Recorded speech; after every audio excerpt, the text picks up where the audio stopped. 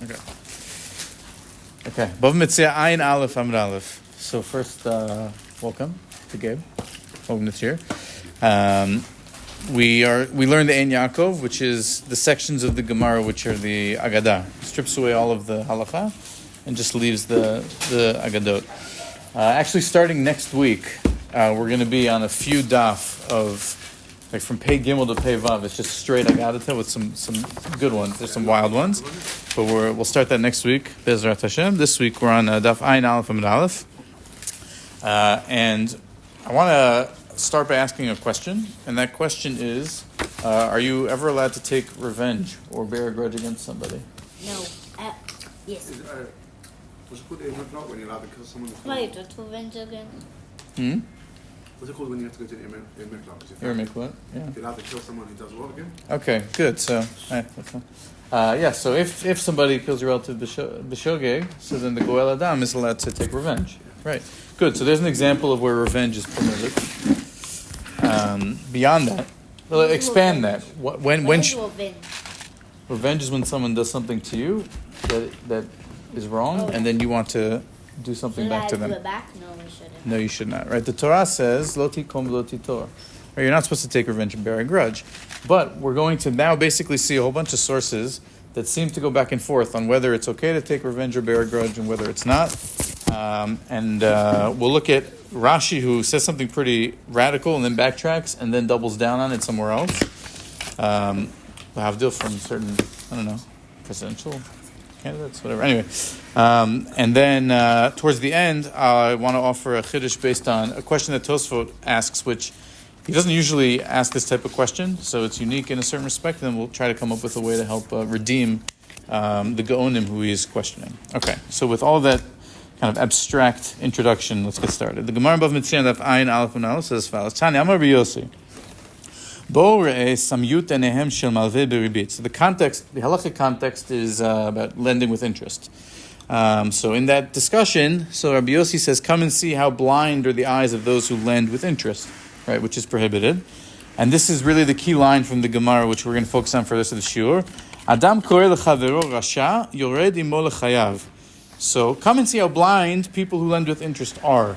Because somebody who calls his fellow a rasha, wicked, then that person is allowed to be יורד עמו לחייו, which translates to harass him in all aspects of his life. And we're going to see what does that mean that he's allowed to harass him in all aspects of his life. But if I call somebody wicked, they are then harassing me in all aspects of my life. But someone who lends with interest, they bring witnesses and they bring a scribe and they bring ink and quills. In other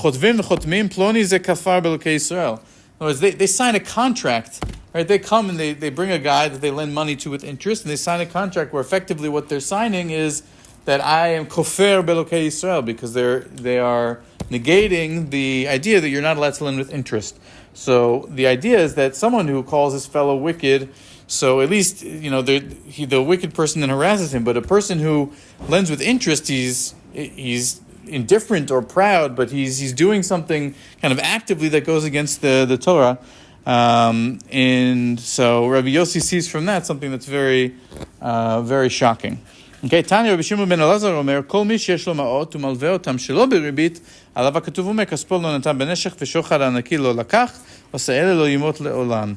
So somebody who lends money to someone else and does it without interest, so the pasuk says it's a good thing, right? That he will never falter. So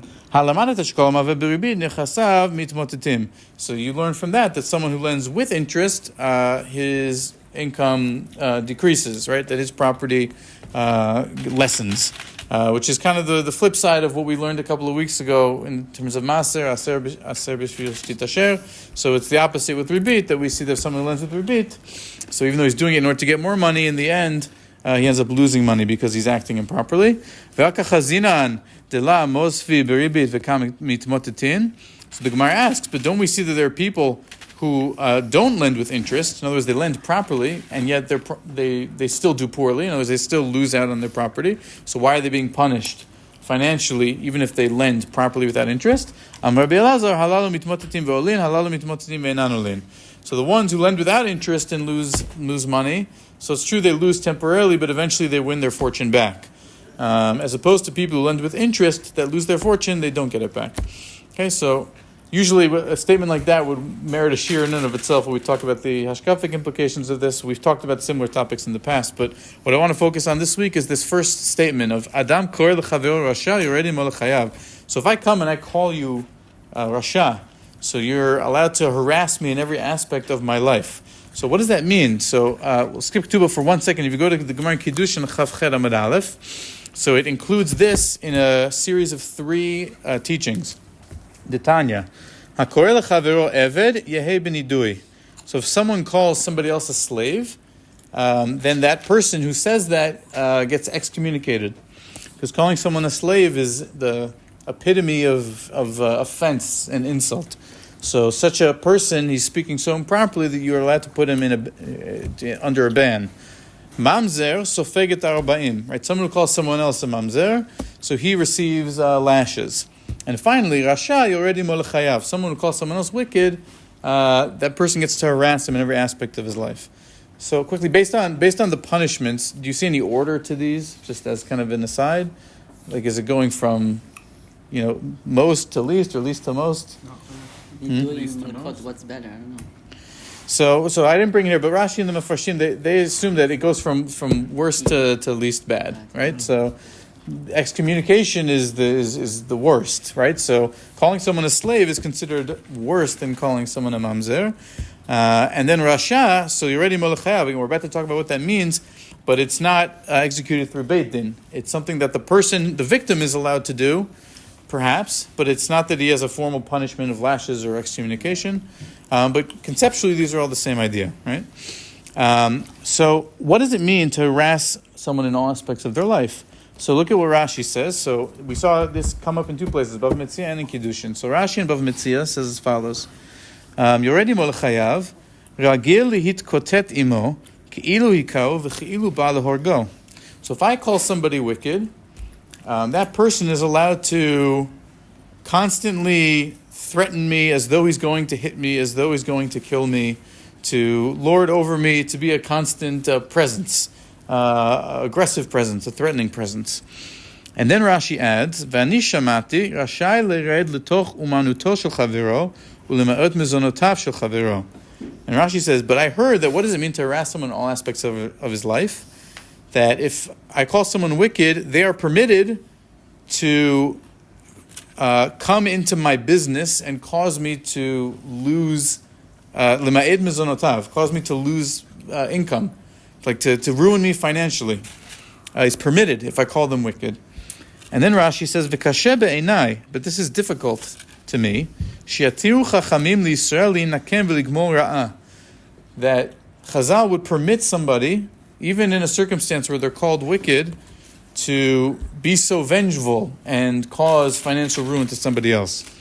And furthermore, it's the Gemara in Ketubot says, and we'll just read that inside quickly, and then we'll go back to Rashi. Amar Rav Yitzchak, be'usha itkinu she'eh adam itgalgel im beno ad 12 shana. So they taught that until the age of 12, a person should be gentle with his son. Mikan ve'elach yored imo לחייו. But after the age of 12, he should be this yored imo לחייו. He should harass him. So what does that mean? Get up, go to shul. That's exactly right. Let's go to Shachris. Yeah, that's what it means, or to study, to learn Torah. So ini, is that true? Amar le Rav Shmuel bar Shilat, betzir mi bat shet lot la tekabel, bar shet kabel usfei le ketorah. So there's another teaching which says less than the age of 6.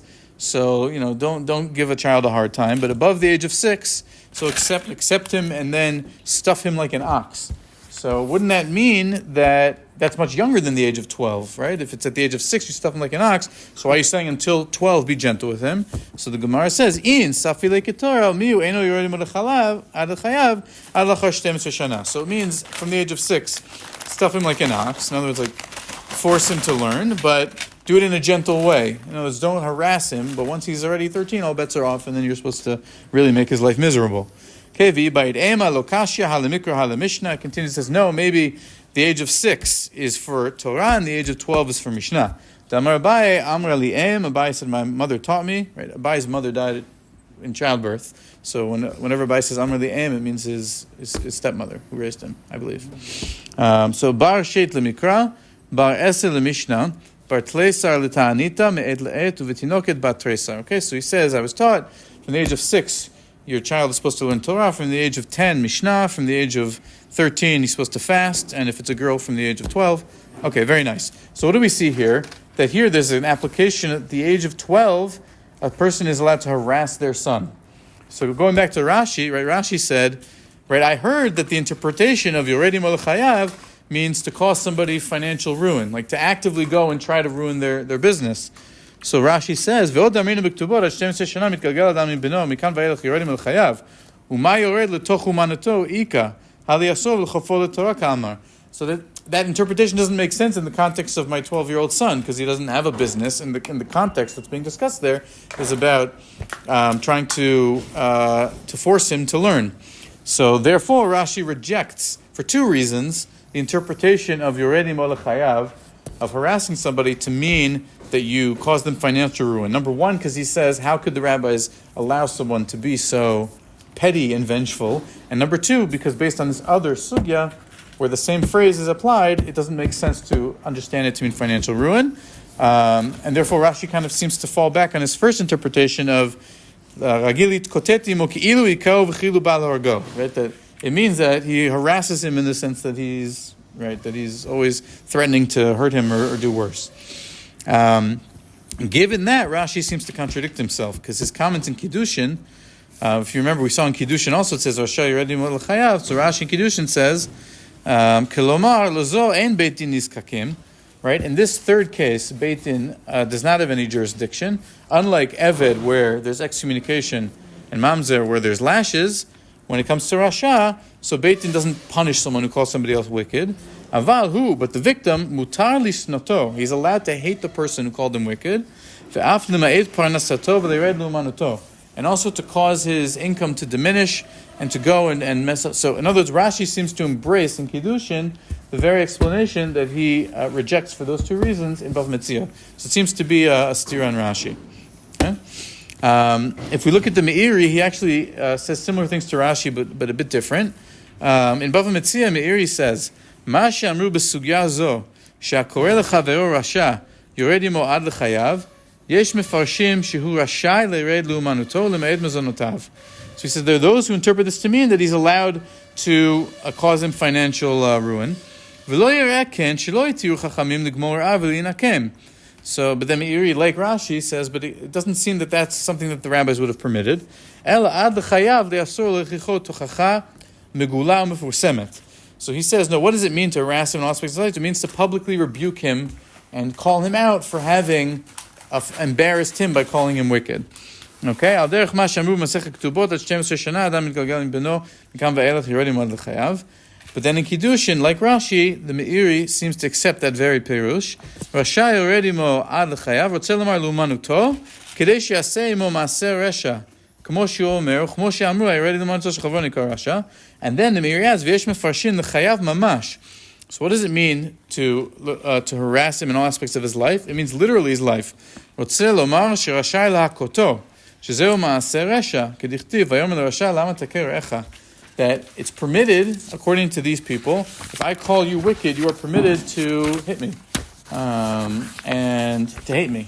Ad kedei kach. Okay, so that's... Pasuk is talking about the Russia itself, like... Yeah. It doesn't make sense. Weird. So it's Moshe, right? Moshe. Russia, well, it's just telling someone off for raising his hand. L'Rasha, right? So now, because someone called you a Russia, you can hit. Like... But he was hitting the Rasha. Well, it's Moshe's interpretation of the guy being Rasha. Right. Meaning, you learn from there that a Rasha hits. It's not really... It doesn't I understand, but that doesn't give you the right, if someone calls you a Russia, that you can hit them. Right. Which is the broader question on this entire... Everything we've been saying is that... It would also bring that pasuk. That pasuk is a rebuke of the behavior of a Russia. It's not a justification. Okay, fair enough, I hear. So what's like the קורא לחבירו rasha? What? Rasha. That's it? Now I'm done? Like, does he have... What does it even mean? I think words were taken a lot more seriously back then. like people were convinced and then they like didn't invite them over? What happened? You know, maybe was he taught? Maybe he's telling the truth. Maybe he's a rasha. Like, no. Ma korek? What's Right. So that, I mean, that's the question: is what is everything? What are the? Is the guy who's being called the Russia the same guy who charged interest? yeah. Or are maybe. they two separate? They're two separate things. It's just Just it's brought in the as a comparison, as an analogy in the context of interest, but it's not necessarily tied to that. Do you mind closing the door? Sorry, it's very loud.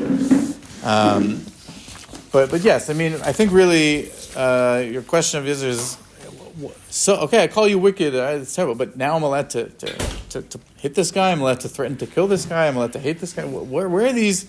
Where is this coming from? Why are we okay with this, right? Especially as we said in the beginning, where you're not really supposed to take revenge against somebody, or at least that's what we're supposed to understand. And so I hope at the end to try to kind of come up with a potential explanation. But I mean, clearly the idea that if you call somebody any of these things, there's this sense that it's motzi shem ra, and then you're staining or tainting somebody with a particular reputation. That's a very, very serious crime, and it's not something to take lightly. Publicly? Yeah, the context is in public, I believe.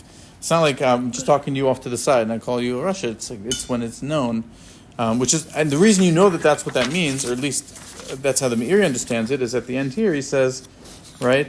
He says liasor lehochicho tochacha megula mefursemet, and the idea is that's midah keneged midah. In other words, just like you call me wicked publicly, I'm allowed to never rebuke you and give you a hard time for doing that publicly.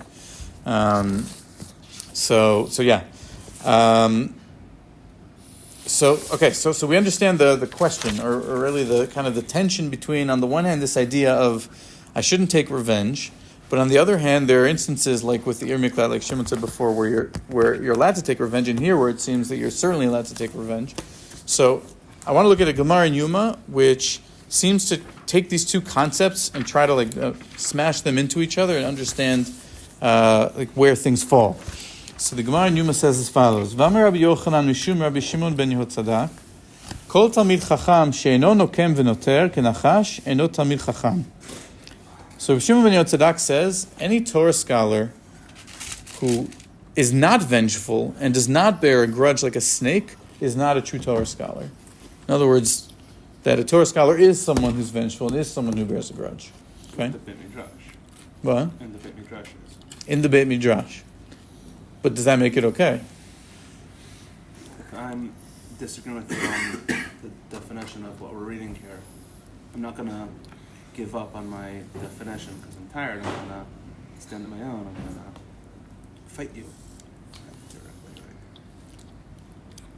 So you'd be stubborn, perhaps. You'd be like convicted, or someone who's hard to. So, but is that like taking revenge or bearing a grudge necessarily? Meaning, if we get into a fight in the Beit Midrash, okay, and then I overcome you in a logical argument, so then is this? So then you're saying, oh, it's good that you're then allowed to go and stew on it and be upset at me about that, because that's what bearing a grudge means. We'll see that that's what it means in a second, actually. Okay. V'aktiv lo tikom v'lo titor. Right? Doesn't the Torah say you're not allowed to bear a grudge? What are you telling me a Torah scholar is supposed to bear a grudge?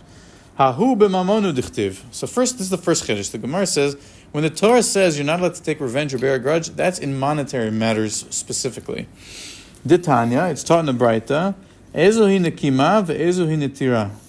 So what is when the Torah says lo tikom v'lo titor, what's the difference between taking revenge and bearing a grudge? So nekima, so revenge is amar lo, right? I say to you, ashileni magalcha, can you lend me your sickle? Right? The amar lo lav, and you say to me, no, I'm not going to lend you my sickle. The machar amar lohu hashileni kardumcha. So then tomorrow you come and say to me, hey, can I borrow your axe?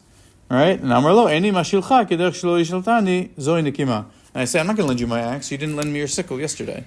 So that's taking revenge in a monetary circumstance. Okay? Ve'ezoi netira. So then what's bearing a grudge? Since it's different.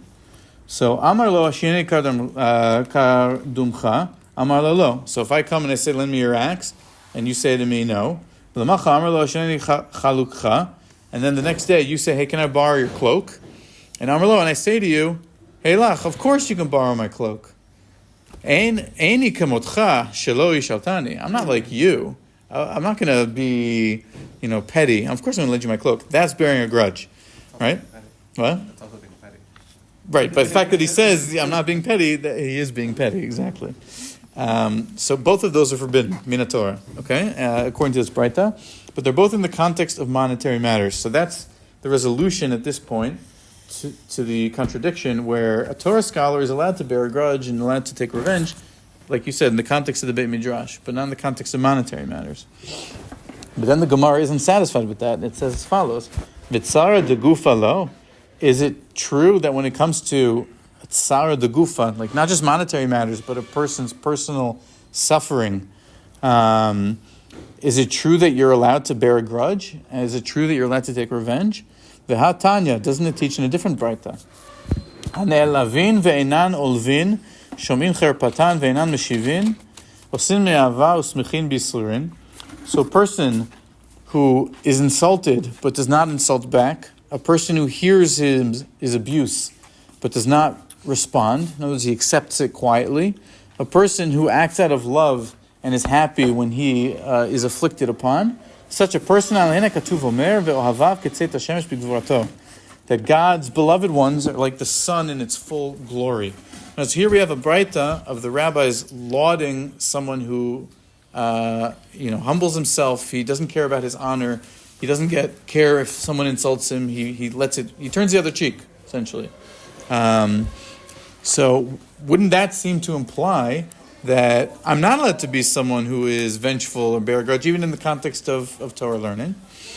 And the answer is, Le'olam dinakit le b'libeh. So it's true that you're not allowed to be vengeful in terms of any action that you take, but a Torah scholar is allowed to bear a grudge in his heart. That's how the Gemara understands it. But then it doubles down and says, V'amar Rava, kol ha'ma'avir al midotav ma'avirin lo al kol psha'av. That says a person should really not bear a grudge. He shouldn't do it in his heart. He should let things go. If a person lets things go, then Hashem will let his judgment, his sins go.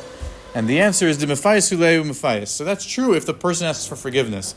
In other words, it limits very, very much that original statement of Rabbi Shimon ben Yotzadok. Say, when is a Torah scholar allowed or supposed to be vengeful like a snake?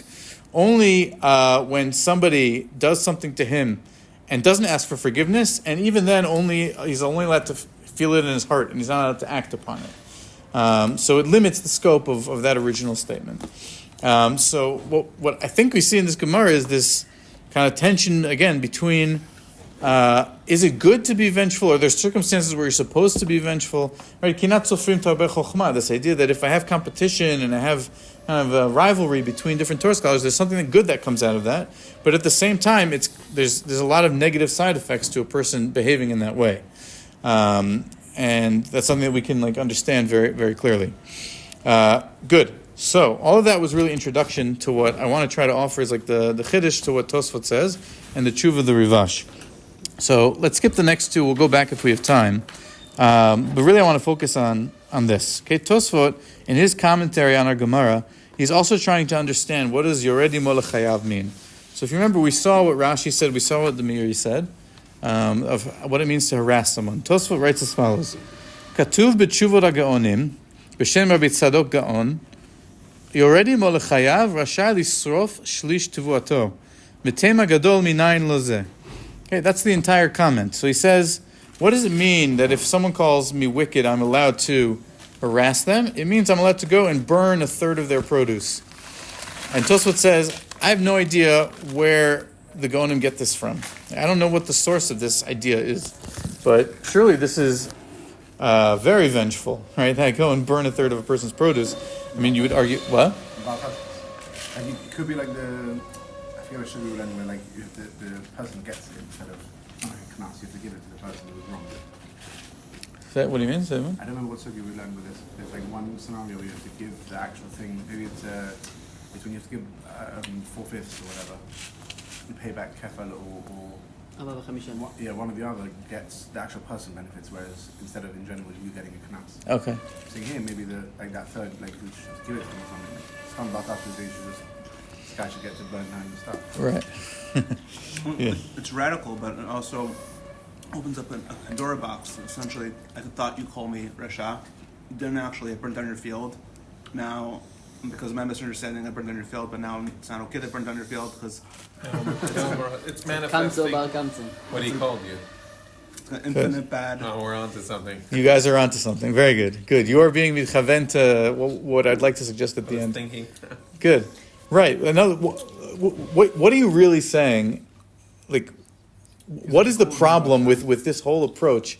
Or forget burning the field. Let's take your idea, even going back to like the tamer things that Rashi says, okay, where I call you wicked and then you threaten to kill me. So what's the problem with that? I'm becoming wicked. I'm manifesting that wicked. Right, I'm fulfilling the behavior that you accused me of, and more than that, what does that then lead to afterwards? It's a self-fulfilling prophecy at this point.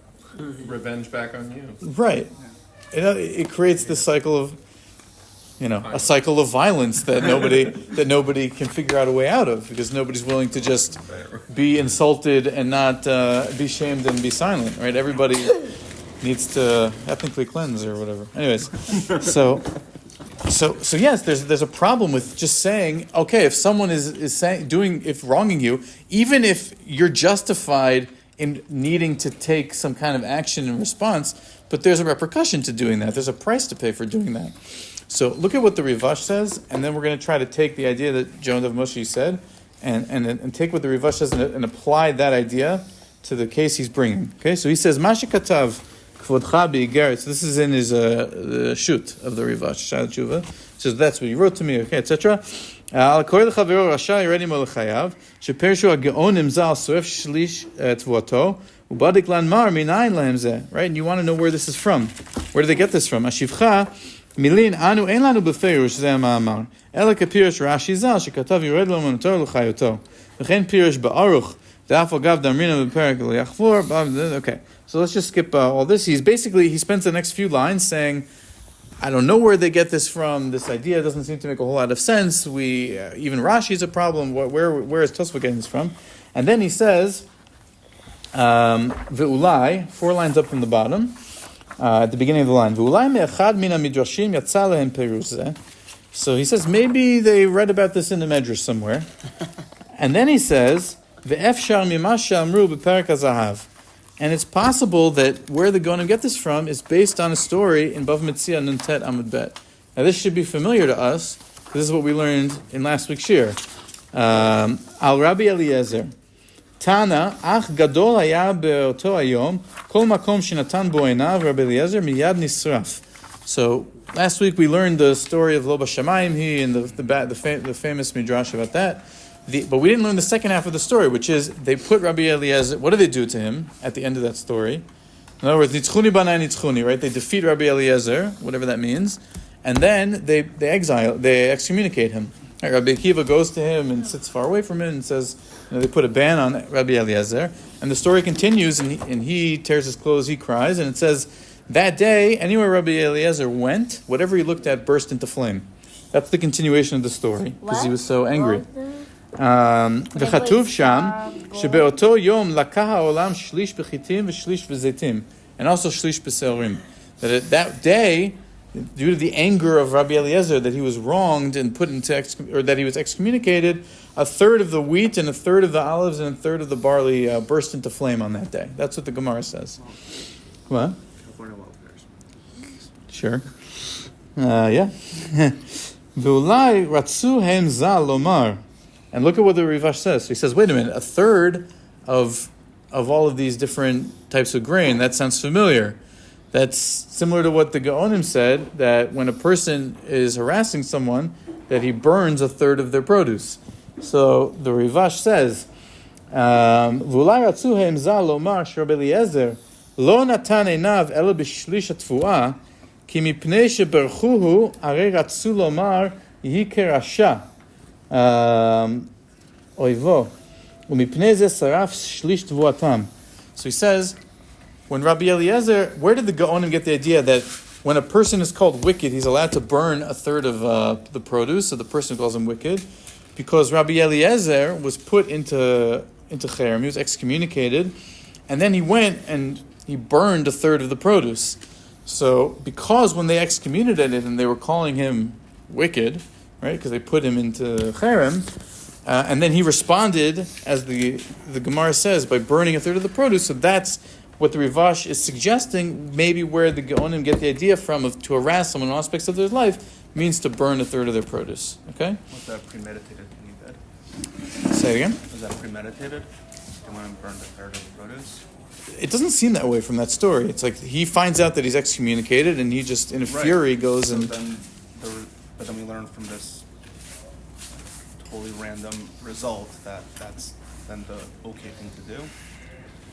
You learn from how Rabbi Eliezer conducted himself. That is then kind of what Yored Lahayv means.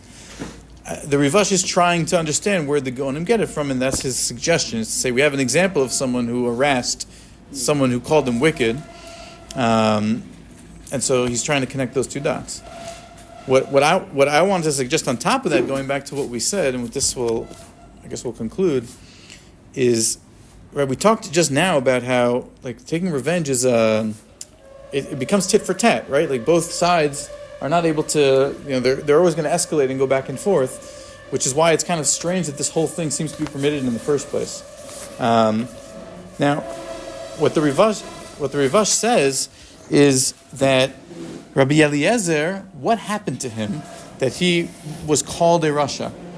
Right? It says because he was called a rasha, he went and he burned the produce. But how was he called a rasha in that story? What happened to him? God said the halacha is like him, and the rabbis didn't follow it. Right, and therefore they did what? Nidui, is that the thing? Right, they put him in nidui. Okay. But they didn't even call him a rasha. So, by putting him into nidui, they're effectively calling. You don't excommunicate someone unless you think they did something wrong, right? Unless they're wicked. So by excommunicating him, they're effectively calling him a rasha. That's it. He was excommunicated not because he was wicked. He was excommunicated because his halacha was right, but not by the structure of halacha. So therefore, he had to be pulled out of the equation. Right. So that's, we talked about it last week. Like what exactly? Yeah. I understand what you're saying. What the Rivash is implying is that by the fact that they put him in cherem, that's giving an impression, at least publicly, that he did something wrong. Okay. Even if you can argue that maybe it was for the greater good of the fidelity. Right. Yeah. Ratzu lomar yihker rasha. That even if you say really their motive was in order to maintain the purity of the halachic system, but publicly they're putting him in cherem. He's not allowed to talk to anyone. They are embarrassing him publicly and calling him wicked in practice. But they did it through excommunication. So what I want to argue is if we go back to the first page, if you remember, there was the Gemara in Kiddushin which also taught this idea, and it didn't teach it in a vacuum. It was the third in a series of... In a vacuum? Yeah, in a vacuum. It means... by itself. In a vacuum means by itself, without anything else around it. Tat lachatz in Hebrew. So let's read again the Gemara in Kiddushin. It says, "Hakoreh לחבירו eved yehei benidui." Right, someone who calls someone else a slave should be excommunicated. Mamzer sofeget arbaim. Someone who calls someone a mamzer should be lashed. Rasha yored lahayv. So Rabbi Eliezer was put into cherem, okay? And we see from the Rivash that when you put someone into cherem, that's the equivalent of calling them wicked. And then that person is allowed now to take revenge by being yored lahayv, by burning a third of the produce. So what that means is these aren't just three isolated statements of someone saying something mean to someone and getting punished, but it's a cause and effect. Because someone who calls, and this is what I'd like to argue, someone that calls his fellow a slave should be put into nidui, meaning Rabbi Eliezer was the perpetrator of that first statement, that he called the Chachamim an Eved, in the sense that he said, you guys have to follow my halacha, you're slaves to my system of halacha, okay? And you don't have the ability to adapt it and to be dynamic and to follow the rov. You're slaves to a system that's ossified and fossilized based on how I viewed the Torah. And because he called them avadim, So they put him into nidui, and they were justified in putting him into nidui because he forced them into that place of calling them a slave. But then what happens? They put him into nidui. So now you skip. I don't know how to fit in the mamzer and the lashes, but you skip. Once they put him into nidui, now he goes from being the one who did the crime to the victim. Now he has been called a rasha by virtue of the fact that he was put into nidui. So that gives him now the right to be already lahayv, back to the chachamim, and to burn their produce, a third of their produce, which is what the Geonim said. And what that teaches us is that the danger of the cycle of violence that we were talking about before. In other words, if a person is going to go and call somebody something, then even if it's, and this is why the Achronim, by the way, in the whole Sugya in Yoma, we didn't say this, right? Where in Yoma it says, a Talmid Chacham is allowed to be vengeful in his heart, isn't it? The Achronim come and say, none of this is correct. A person should be humble, they should not be vengeful, a person should be forgiving and not take offense. The later poskim are uncomfortable with most of this, and they don't codify much of this for halacha, in the sense that they recognize that if I'm going to take revenge against somebody, it's just going to cause that cycle of violence to continue. And perhaps by applying the chidush of the Rivash to explain the question that Tosfot has on the chidush of the Gaonim, and then reading it, even though he comments it in the Gemara Bava Metzia, we apply it to this line of thinking in Kiddushin to say, the story of Rabbi Eliezer and the Chachamim is an example of the danger of taking revenge and bearing a grudge. Because Rabbi Eliezer and the Chachamim were in a fight. They were arguing with each other. And even though that was a case of Talmidei Chachamim, which were Nokem and Noter, and Bishim ben Yotzadok says, that's a good thing. You need to be like a snake. But there was a cost to that. The cost was Rabbi Eliezer gets embarrassed publicly. He gets excommunicated. And then the rabbis lose their produce. It becomes this cycle of cost. So even if it's permitted, that doesn't necessarily mean it's the proper thing to do. And it's something that kind of... What? Yep.